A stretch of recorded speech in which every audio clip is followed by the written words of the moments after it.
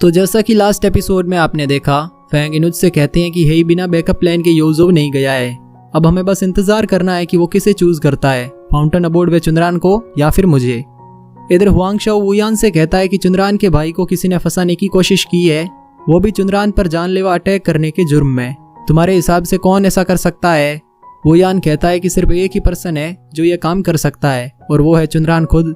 उसके अलावा कौन होगा जो इतनी प्लानिंग करके किसी को फंसाएगा? हुआंगशाओ कहता है कि अभी दादोंग से आए हुए उसे कुछ ही दिन हुए हैं और वो अपने भाई तक को फंसाने में कामयाब हो चुकी है। अगर ऐसी लड़की का साथ मुझे मिले तो मैं कभी हार नहीं सकता। वैसे चुनरान भी पूरी दुनिया पर राज करना चाहती है। जब हम दोनों का मकसद एक ही है तो क्यों ना रास्ते भी एक ही हो। इधर हम बाई को देखते हैं जो बहुत टाइम से एक ही जगह बैठकर इतनी थक चुकी थी कि वो बैठे बैठे सो रही थी और इसी हालत में उसका मेकअप किया जा रहा था। तभी चुनरान उसके पास आती है। उसे देख बाई कहती है कि तुम क्या चाहती हो? मैं बहुत टाइम से एक ही जगह बैठी हूँ, अब मैं ऐसा और नहीं कर सकती। वैसे तुम मुझे अपने जैसे तैयार क्यों कर रही हो? चुनरान कहती है कि भूलो मत, तुम्हें मेरी मदद करनी है जिससे मैं हेई के साथ मैरिज कर सकूं। बाई कहती है कि मैं समझ गई, मुझे सभी प्रिंस को कंपटीशन से बाहर निकालना है और सिर्फ हेई को ही पास करना है, तुम्हारा काम हो जाएगा। इतना कहकर बाई वापस अपने कमरे में जाने लगती है। तभी हेई उनसे मिलने आता है। वो जब बाई को राजकुमारी के गेटअप में देखता है तो बस उसे देखता ही रह जाता है, पर कहीं चुनरान को डाउट ना हो इसलिए वो बाई से कहता है कि ऐसे चुनरान के जैसे तैयार होने से तुम राजकुमारी नहीं बन जाओगी। इतना कहकर हेई चुनरान से वहां से जाने की परमिशन मांगता है।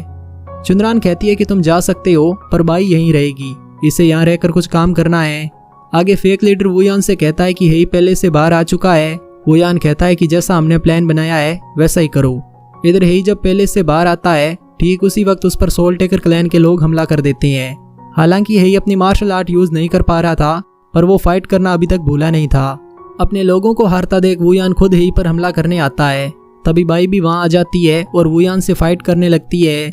वुयान फाइट करते टाइम जेड मून का यूज करता है जिसे देख हेई को बहुत अजीब लगता है। मास्क लगाने के कारण वुयान को पहचानना बहुत मुश्किल था, फिर भी हेई को उस पर डाउट हो जाता है कि उस पर अटैक करने वाला आदमी कोई नॉर्मल फैमिली से नहीं है। बाई को देख वुयान तो वहां से चला जाता है पर उसके जेड मून के कारण हेई को चोट लग जाती है। अब बाई उसे लेकर अपने कमरे में आती है और अपना इनर फोर्स का यूज करके उसकी चोट को ठीक करने लगती है। वैसे वो इनर फोर्स का इस्तेमाल इसलिए कर रही थी क्योंकि हेई को इंटरनल फ्रैक्चर हुआ था। बाई के इनर फोर्स का इस्तेमाल करने के बाद हेई उससे कहता है कि मैंने सोल टेकर क्लैन के लीडर में एक बात नोटिस की है, वो जेड मून का इस्तेमाल कर सकता है पर ये जेड मून हमारे जैसा नहीं है। उसको देख के लग रहा था कि जैसे उसने ये स्किल किसी से चुराई है। ये सुनकर बाई कहती है कि तुम्हें याद है फेंग चिऊ को बचाने के लिए हमने जेड मून का इस्तेमाल किया था, शायद ये वही आदमी है जिसने फेंग चिऊ पर अटैक किया था। हेई कहता है कि ऐसा हो सकता है पर ये लीडर जो कोई भी है बाकी वॉरियर्स से बहुत अलग है। आगे चुनरान अपने मैरिज कंपटीशन में आई सभी प्रिंस को देख रही होती है। यहाँ पहली बार जब वो हुआंगशाओ को देखती है तो वो हैरान रह जाती है क्योंकि उसे नहीं लगा था कि उसे सराय में बचाने वाला आदमी हुआंगशाओ है, पर उसे सबसे ज्यादा शौक तो लांशी को देखकर लगता है। जब उसे पता चलता है कि लांशी और हेई दोनों एक ही है तो वो जल्दी से अपने पिता से मिलने को कहती है। अब जाकर उसे समझ में आता है कि अभी तक हेई उसकी चाल में नहीं बल्कि वो हेई की चाल में फंसी हुई थी। इधर चुनरान का मैरिज कंपटीशन शुरू हो जाता है जिसमें बाई चुनरान बनकर सभी के सामने आती है। वो सभी के लिए जित्र भी प्ले करती है। वहीं चुनरान अपने पिता से मिलने आती है। उसके पिता पूछते हैं कि जब तुम यहाँ पर हो तो तुम्हारी मैरिज कंपटीशन में कौन है? चुनरान कहती है कि मेरी जगह बाई वहाँ पर गई है पर मैं आपसे हेई के बारे में बात करने आई हूँ। हेई असल में योंगजाओ का प्रिंस लांशी है, उसने अभी तक अपनी आइडेंटिटी छुपा कर रखी थी। ये सुनकर उसके पिता कहते हैं कि हेई के ऐसा करने के दो कारण हो सकते हैं। पहला कि वो फाउंटेन अबोर्ड का लीडर है और अपनी आइडेंटिटी सभी से छुपाना चाहता है, इसलिए उसने तुम्हें भी अपनी आइडेंटिटी नहीं बताई। और दूसरा कि वो बाई के साथ मिला हुआ है, उसने बाई का इस्तेमाल किया जिससे वो तुम तक पहुंच सके। इतना सब कुछ करके अगर वो यहाँ पर आया है यानी उसका टारगेट तुम नहीं बल्कि योजो है। पर इन सब से मुझे इतना तो समझ में आ गया है कि हेई या लांशी हुआंगशाओ से ज्यादा काबिल है। ये टाइम आने पर सभी को पीछे छोड़ देगा। अपने पिता की बात सुनकर चुनरान कहती है कि हमें कंपटीशन में सांगमांग एंड गेम को भी ऐड करना चाहिए जिससे हमें पता चल सके कि ज्यादा काबिल कौन है, हुआंगशाओ या फिर लांशी। आगे बाई के जिक्र को सुनकर सभी प्रिंस उसे उसका चेहरा दिखाने को कहते हैं। बाई कहती है कि मैं अपना चेहरा मेरी मैरिज के बाद ही दिखाऊंगी। मैं चाहती हूँ कि मेरा होने वाला हस्बैंड हर फील्ड में सक्षम हो, वो मुझे प्रोटेक्ट कर सके, इसलिए पहला मुकाबला तुम लोगों की मार्शल आर्ट का होगा। तुम सबको मेरे सामने के तालाब में लगे लोटस फ्लावर पर पैर रखते हुए मुझ तक पहुंचना है। जो ऐसा कर पाएगा वही सेकंड राउंड में जाएगा। इधर चुनरान के पिता चुनरान को सांगमांग एंड गेम के बारे में बताते हैं। वो कहते हैं कि ये एक चेस गेम है जिसे मास्टर ताइयिन और तियांजी द्वारा खेला गया था। उन्होंने ये गेम अधूरा छोड़ दिया था। क्या तुम्हें लगता है कि लांशी इसे पूरा कर पाएगा? चुनरान कहती है कि अगर वो ऐसा कर पाता है तो मैं उसी से मैरिज करूंगी। वहीं एक प्रिंस बाई से कहता है कि हमें यह तालाब पार करके दूसरी साइड तो आना है, पर क्या आप बता सकती हो कि कोई ऐसा पहले कर पाया है या नहीं? बाई कहती है कि मार्शल आर्ट की वॉरियर बाई फेंगसी ऐसा कर चुकी है। यह सुनकर वो प्रिंस तालाब पार करने की कोशिश करता है, पर वो एंड में पहुंचकर तालाब में गिरने लगता है। इस पर बाई उसे तालाब में गिरने से बचा लेती है। अब हेई तालाब पार करने लगता है।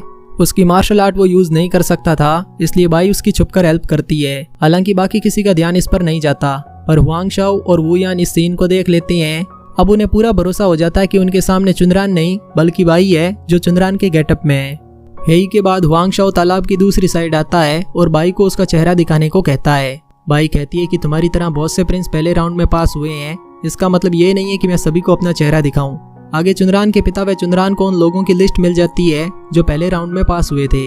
इस लिस्ट को देख चुनरान के पिता कहते हैं कि इसमें हुआंग शाओ और लांशी दोनों का नाम है, पर मुझे अभी भी लगता है कि तुम्हें लांशी की जगह हुआंग शाओ से मैरिज करनी चाहिए, क्योंकि हमारे ज्यादा करीब जीजोऊ है, ना कि योंगजोऊ। अगर कभी हमें मदद की जरूरत पड़ती है तो जीजोऊ हमारी मदद सबसे पहले करेगा, जबकि योंगजोऊ को तो यहाँ पर आने में ही बहुत टाइम लग जाएगा। इसके अलावा हुआंग शाओ लांशी से किसी भी फील्ड में कम नहीं है। अपने पिता की बात सुनकर चुनरान थोड़ी उदास हो जाती है। बाकी सबको वो चाहे कुछ भी बताए, पर वो खुद जानती थी कि वो हेई को पसंद करती है या नहीं। इधर रात के टाइम जब बाई अपने कमरे में जाने लगती है, तभी हुआंग शाओ उससे मिलने आता है और पूछता है कि आज तुम चुनरान के गेटअप में थी। मैं तुमसे बस इतना पूछना चाहता हूँ कि क्या तुम मुझसे मैरिज करोगी? बाई कहती है कि पहले तुम ये बताओ कि मुझसे मैरिज करने के बाद तुम किसी और से मैरिज करोगे या नहीं। मैं किसी ऐसे से मैरिज करना चाहती हूँ जिसे मैं पसंद करती हूँ, और वो भी सिर्फ मुझे ही पसंद करे। हुआंग शाओ कहता है कि अगर मैं पूरी दुनिया पर राज करता हूँ तो सिर्फ तुम ही होगी जो मेरी क्वीन बनोगी। बाई कहती है कि मुझे क्वीन नहीं बनना, तुम एक वॉरियर हो और तुम अपनी क्वीन के लिए अपना मकसद नहीं बदलोगे, ये मैं जानती हूँ। अगले दिन वू यान बाई से मिलने आता है और कहता है कि अगर तुम लांशी की मदद ना करो तो हुआंग शाओ ये मैरिज कॉम्पिटिशन जीत जाएगा, पर अगर सच में सभी स्टेट में फाइट होती है तो तुम किसका साथ दोगी? बाई कहती है कि तुम ये सवाल मुझसे क्यों पूछ रही हो? वू यान कहता है कि मैं सवाल को थोड़ा बदल देता हूँ, मैं ये सवाल तुमसे नहीं बल्कि चिंगजोऊ की राजकुमारी सीयुन से पूछ रहा हूँ। ये सुनकर बाई कहती है कि तुम्हें इस बारे में कैसे पता चला? वू यान कहता है कि लांशी शिये हुए का फ्रेंड बन चुका है और ये बिना किसी की हेल्प के नहीं हो सकता था, और इसी से मुझे तुम पर डाउट हुआ। आगे योंगजोऊ की जेल में जियांदे को एक लेटर मिलता है जिसमें बताया जाता है कि वो जेल से भागने की कोशिश करे, लांशी इसमें उनकी मदद करेगा। लेटर पढ़कर जियांदे अपने साथियों को तैयार होने को कहते हैं ताकि जैसे ही मौका मिले वो सब जेल से भाग सके। इधर ही बाई से कहता है कि अगले राउंड में सांगमांग एंड गेम को ऐड किया गया है। मेरे पास मेरी मार्शल आर्ट नहीं है, इसलिए मुझे वो गेम खेलना है, क्योंकि मार्शल आर्ट वर्ल्ड के दो सबसे बड़े वॉरियर्स मास्टर ताइयिन और मास्टर तियांजी ने ऐसे ही उस गेम को अधूरा नहीं छोड़ा होगा। बाई पूछती है कि इन सब के बाद तुम क्या करने वाले हो? हेई कहता है कि इसके बाद मैं तियांशुआंग सेक्ट जाने वाला हूँ। यह सुनकर बाई स्माइल करने लगती है। वो समझ जाती है कि हेई उसकी मैरिज से रिलेटेड बात करने तियांशुआंग सेक्ट जाने वाला है। आगे हेई और हुआंग शाओ सहित बाकी 3 और प्रिंस जो पहले राउंड में पास हुए थे चुनरान के पिता से मिलने आते हैं। चुनरान के पिता उन सभी से एक क्वेश्चन पूछते हैं कि इस वर्ल्ड में सबसे जरूरी क्या है। एक प्रिंस जवाब देता है कि पावर, दूसरा जवाब देता है कि एम्बिशियस होना, वहीं तीसरा प्रिंस जवाब देता है कि पावर और एम्बिशियस दोनों होना ही सबसे जरूरी है। यहाँ तीसरे प्रिंस का जवाब चुनरान के पिता को कुछ ज्यादा पसंद नहीं आता, इसलिए वो उसे कंपटीशन से बाहर कर देते हैं। वैसे तो इसी सीन के साथ एपिसोड 30 एंड हो जाता है, पर अब देखना यह था कि हुआंग शाओ और हेई इसका क्या जवाब देते हैं। मिलते हैं नेक्स्ट एक्सप्लेनेशन वीडियो में, तब तक के लिए शेषे शौगान।